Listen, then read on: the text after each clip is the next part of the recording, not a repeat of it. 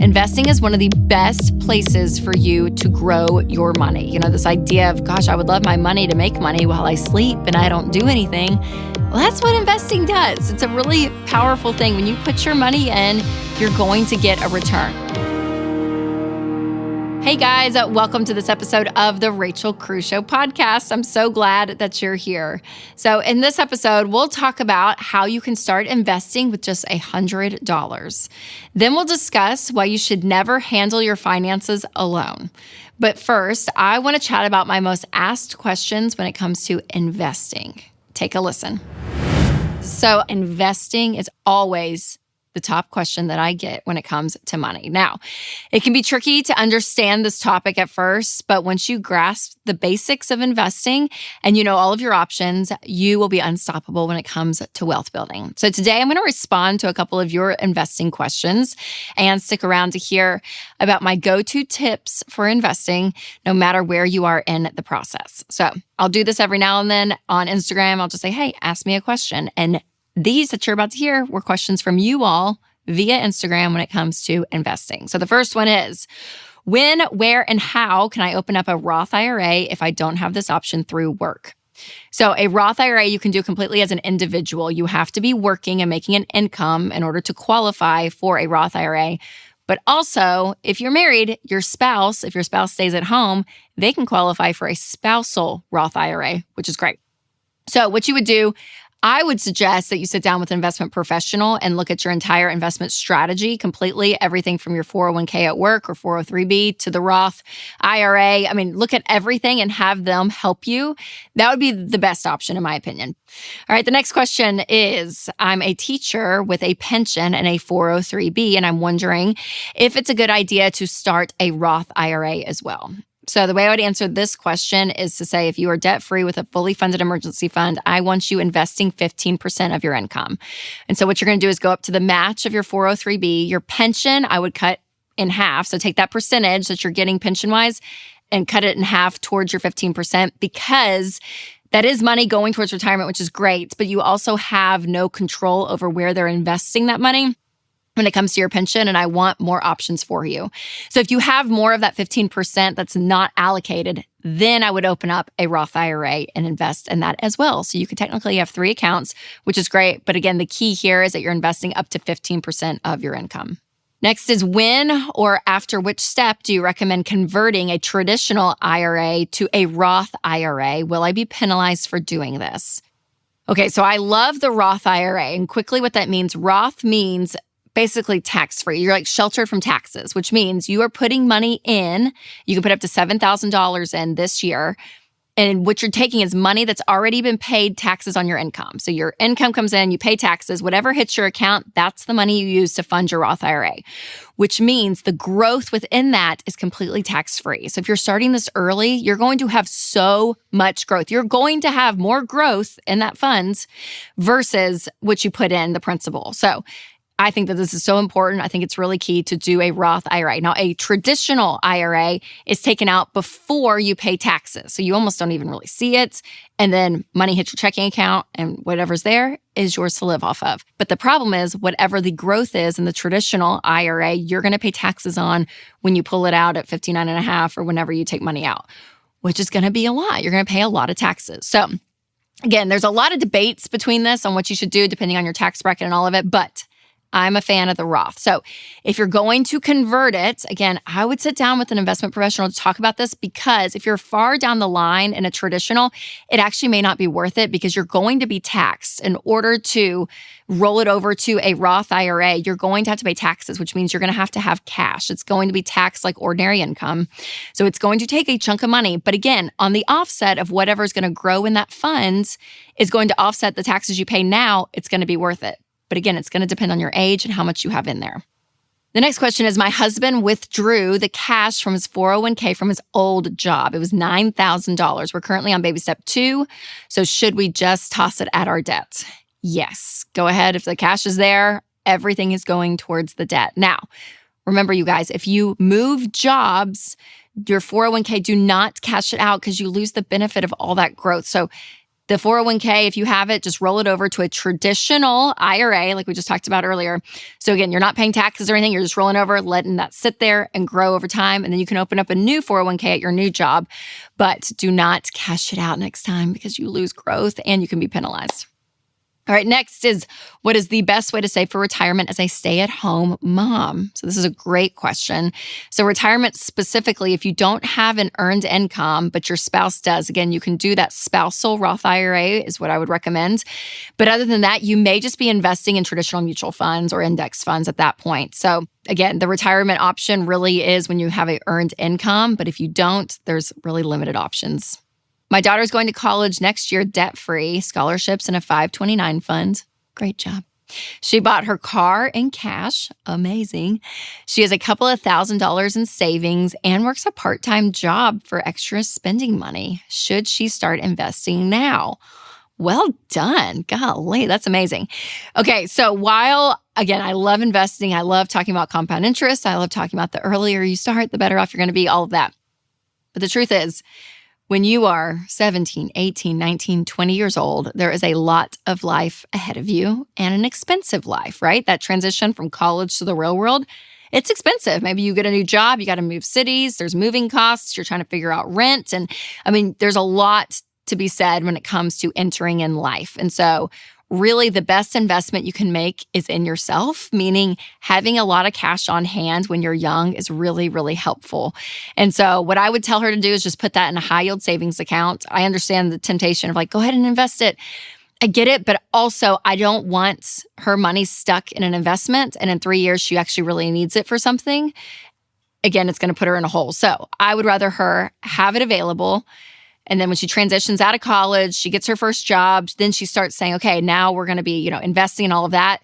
That money she saved as a teenager could be her baby step 3, which is a fully funded emergency fund. So maybe she has that cash there, check, and she can go straight to investing then. So investing at 21 versus, 19, she's going to be okay.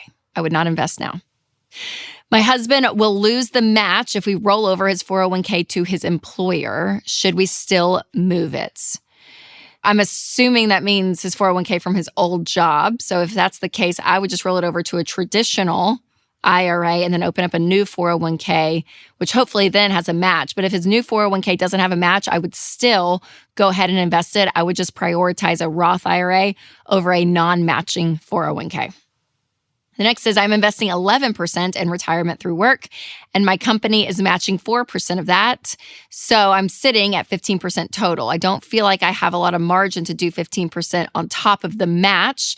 So is that still good enough? So when we talk about the 15%, it does not include your employer's match. So technically you are investing only 11% of your income. So again, I understand, it is, margins are tight and all of that. So if it's for a season and it's what you can do to get by, that's great. But as your income starts going up, then I would still really hone in on that 15%. That needs to be your goal. Let's just say that. That needs to be your goal, is investing 15%. So you may not be in a current position today to cover everything you need and invest 15%, but I don't want you sitting at 11% long-term, because when we look at inflation, when we look at growth within funds, all of that, I want you to be in a really comfortable place at retirement age, and that 15% really is that magical number. The next is, how do I know when it is a good time to increase the percentage of money that goes towards retirement investing? Well, again, I always go back to that 15%. So I would do anything I could if you are debt-free with a fully funded emergency fund to max out and get to that 15% of your income. And really, that's what you need for retirement investing. Now, if you're down, the baby steps, and maybe you've, your kids' college is taken care of, maybe you've paid off your house even, and you're looking to invest, that's when you can really go in and invest in other things besides retirement. But that 15% specifically within retirement investments is really key. Now, the last question is one that really fascinates me because it's something that skeptics tend to wonder about. But before I share with you what that is, I want to tell you about one of our new sponsors that's joining the show, and that is Delete Me. So you guys, scammers are everywhere. It's crazy. And I'll admit, not too long ago, I was a little distracted and actually fell for a scam. Yes, hurt my heart a little bit, I know. And I know that scams are common. There are places out there that are going to have your data. And so what you want to do is protect yourself. And that is why I recommend Delete Me. This gives me such peace of mind because Delete Me finds and removes your personal info like your home address, phone numbers, and more from hundreds of data broker websites, helping protect you from spammers, scammers, and online thieves. And it potentially will be saving you a lot of time and even money to go through and say, oh my gosh, where is all my information? And can I just tell you, when you sign up with them, they're going to show you already all these places where your information is. I mean, it's crazy what is on the internet and how people can find you. So if you go to joindeleteme.com/Rachel, you can get 20% off. That's joindeleteme.com/Rachel. All right, the final question is, does it ever make sense to invest in something other than retirement, like investing in mutual funds to save for a house? So it's a great question. And yeah, absolutely there is. But for a lot of people, again, that we talk to, it's like, okay, getting out of debt is a priority first, getting an emergency fund is next, and then making sure retirement is taken care of. So once those things are covered and your house is paid off and you're beyond that and you're just say, okay, where can I invest? There are places and great things you can invest in. Really, the two places I can tell you beyond retirement that Winston and I invest in is that we have just a standard mutual fund that we opened. Also, index funds is a great option too if you want to check those out, and paid for real estate, which is starting really, really small. It's not a great market for it to find great deals, but you can still find them out there. So if you wanted to do that, and whether you're knowledgeable in that area of life and you can do a flip and make some money, that's great. Or maybe you hold it for a rental. So I would invest back into the market in non-retirement funds or real estate. Those are the two places that I feel the safest. But no, if you're saving up for a house, usually if you're going to have a purchase within 5 years, I would just put money in a high yield savings account. But if it's going to be longer than 5 years and you're like, yeah, this money, let's just see if it grows, and you don't really need it for something specific, you could open up another fund like a mutual fund and just park some money there. Because here's the thing, you guys, no matter where you fall in the investing journey, whether you're still paying off debt, still working towards investing a full 15%, there are a few tools that I recommend in this process. So use Ramsey's investment calculator to really help you plan and track your investment goals, because this is a great place where you can put some numbers in and just see, hey, what if we did this and we let it grow for 10 years? What is it going to be? Or for retirement, hey, if we want this much at retirement, because this is how much we live off each year, what do we need to have? So again, it's a great tool to use, and also consider working with a pro. So today I want to talk about how to invest with just $100. So I get questions all the time from you guys wondering how or even why you should start investing when you don't feel like you have enough money to throw at investing in the first place. So if that sounds familiar, I've got really good news for you. You don't have to have a ton of money to start investing. In fact, one of our core Ramsey teachings since the beginning has been the importance of investing early, even if you can only contribute a small amount at first.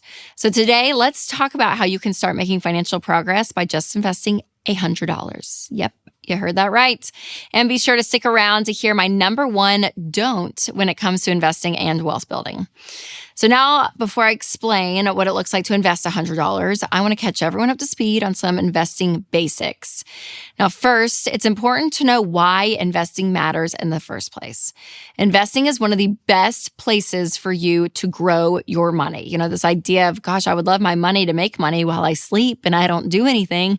Well, that's what investing does. It's a really powerful thing. When you put your money in, you're going to get a return. Now, depending on that return is depending on what the market is doing. So it's going to look different year by year. And sometimes there's some dips. Even while I'm filming this, there was a massive dip yesterday and everyone's freaking out about it. So it is a ride. Buckle up, get ready. But it's a great place to put your money for your money to make money. And compound interest is your friend. It's a beautiful thing. Next, make sure that you understand when is the right time to invest. So really focusing your money and putting all of your motivation and all of your intensity towards one thing is really, really important when it comes to personal finance. So if you are in debt, get all of your focus of getting out of debt, everything but your house. If you don't have money saved after that, that means you need to save some money. 3 to 6 months of expenses for an emergency fund is a great fully funded emergency fund. And then you can start thinking about investing. So when you're thinking about investing, you want to start off with retirement specifically, because you're going to be investing for the future.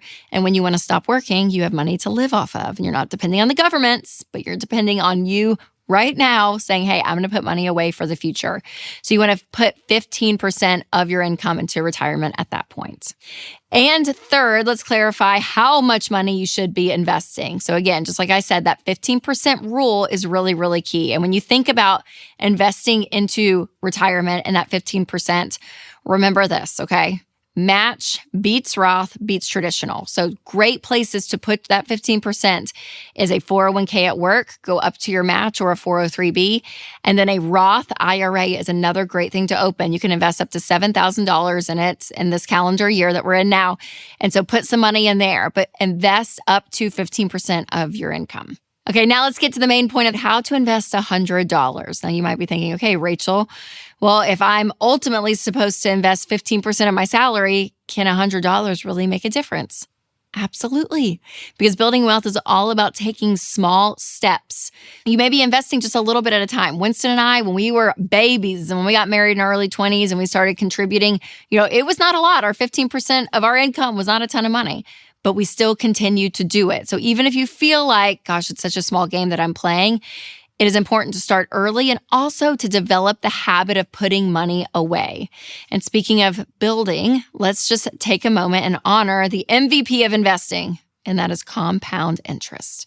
So what compound interest is, really simplified, is let's say you put your money in the market and let's just use 10% growth as an example. So your money is going to make 10%. So that $100 you put in, 10% of that is $10. So again, you're going to be having $110 going in next year.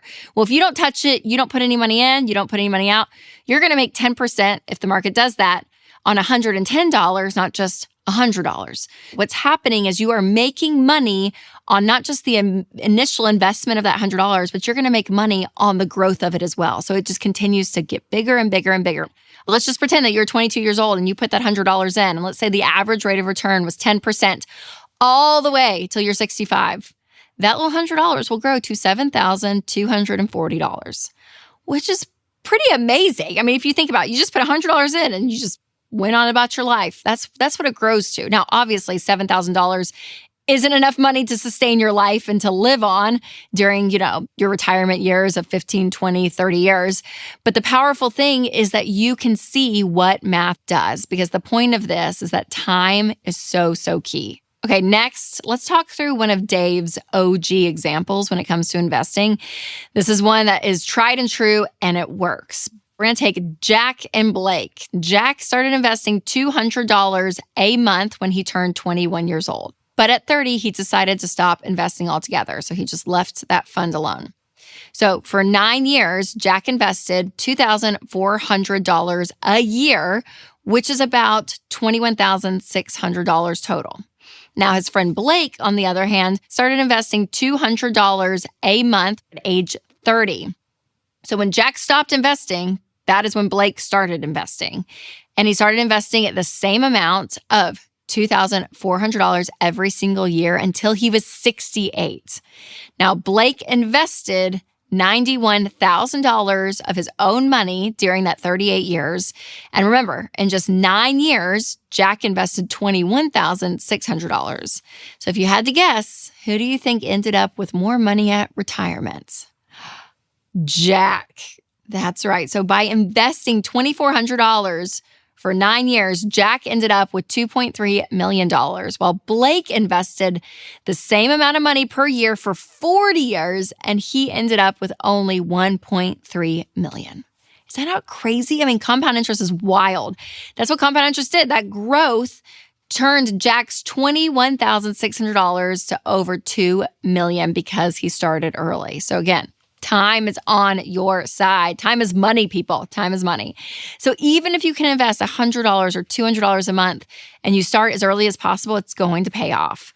Now, before I share my number one investing don't, let's talk about where you need to put this $100. So if you don't have a 401k option through your work, or you're already contributing and you're interested in diversifying your investment portfolio, then again, consider a Roth IRA. A Roth IRA is a great place to put your money, and it grows tax-free, which is what we love, but you can only invest up to $7,000, and it does have an income limit. So if you make too much money, you won't qualify for the Roth IRA, but you can do what's called a backdoor Roth IRA, and you can still invest.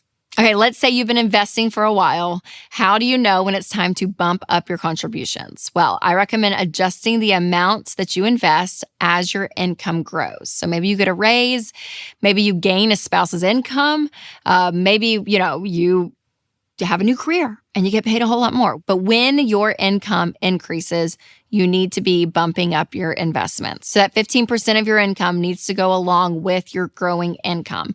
And if you're investing only 100 or 200 there, again, I think the goal is to get to that 15% when the day is done, and that's going to set you up for a great retirement.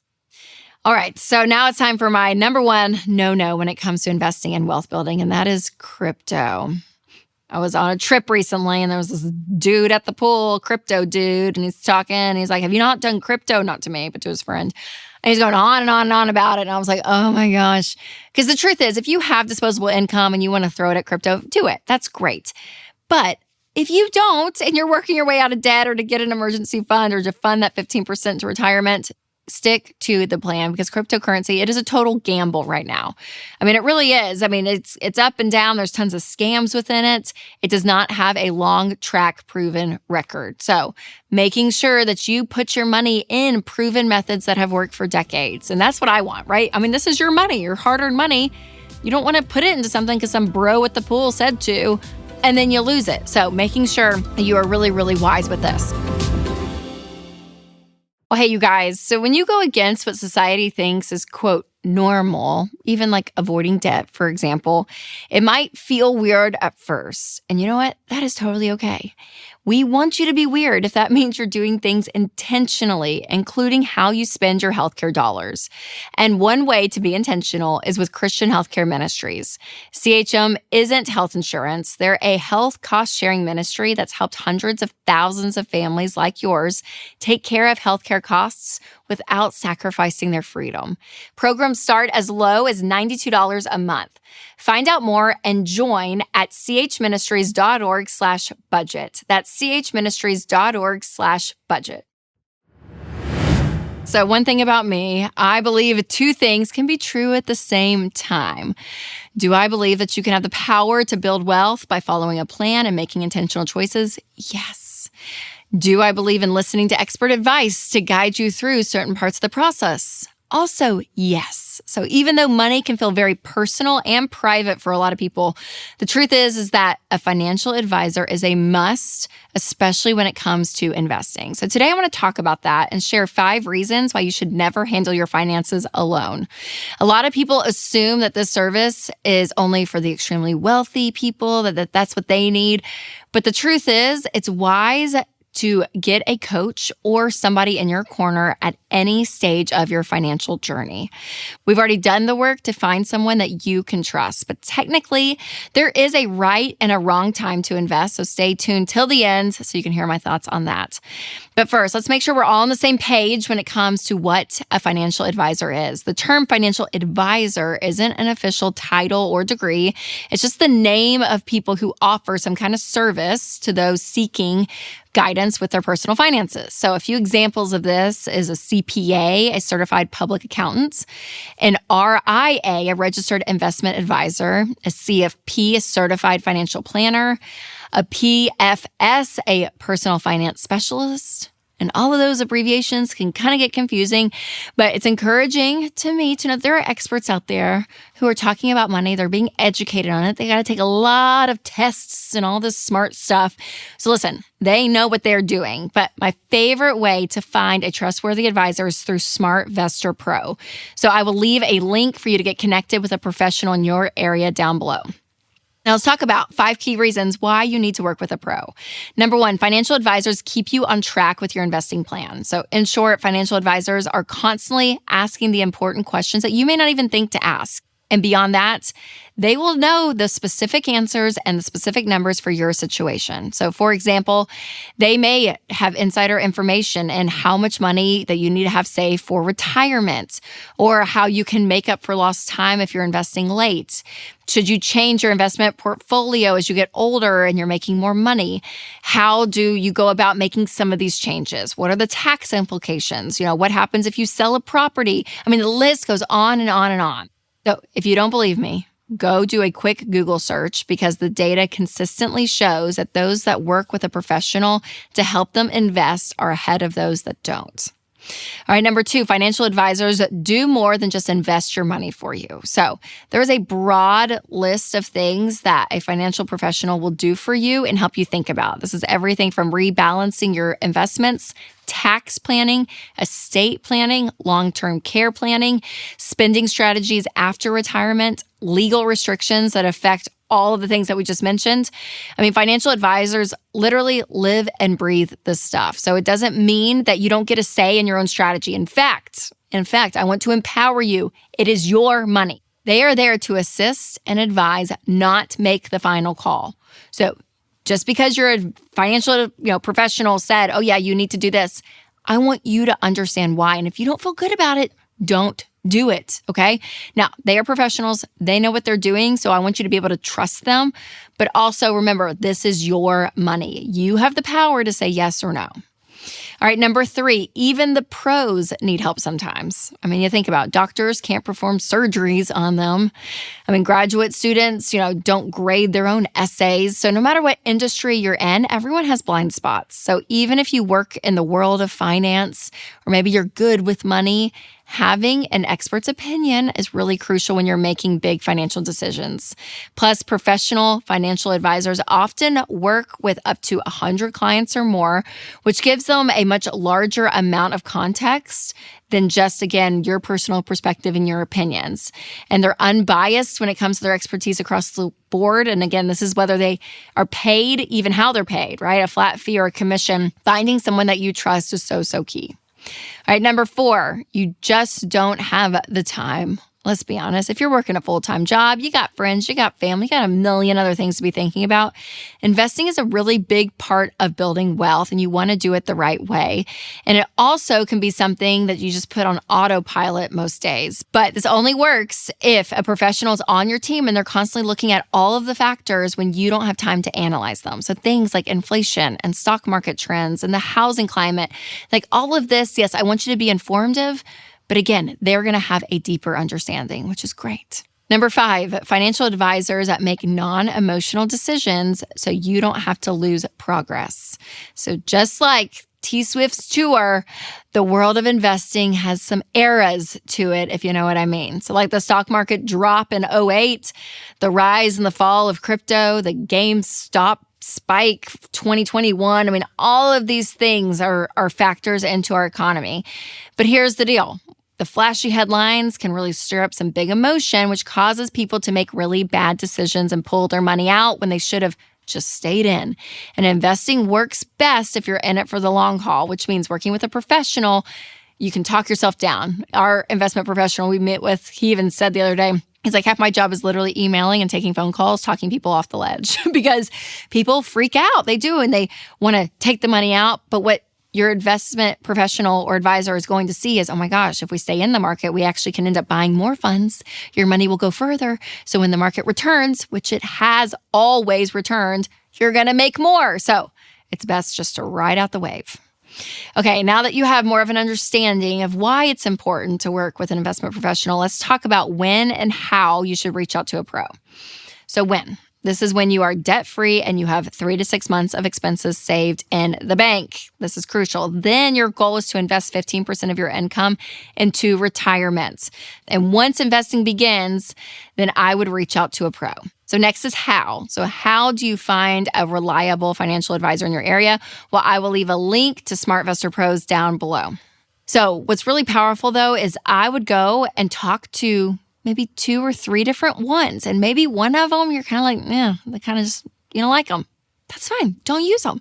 Find somebody that you actually like and that you trust and makes you feel comfortable and, again, has the heart of a teacher. But I want one for you that you enjoy and you trust and you love. So again, having a financial advisor in your corner, a financial professional, you guys, it is so, so important. All right. Thanks so much for listening to this episode. Make sure to leave a review if you love this show. Your feedback helps us out so much. Make sure to subscribe as well and share the podcast with your friends and family and help get the word out.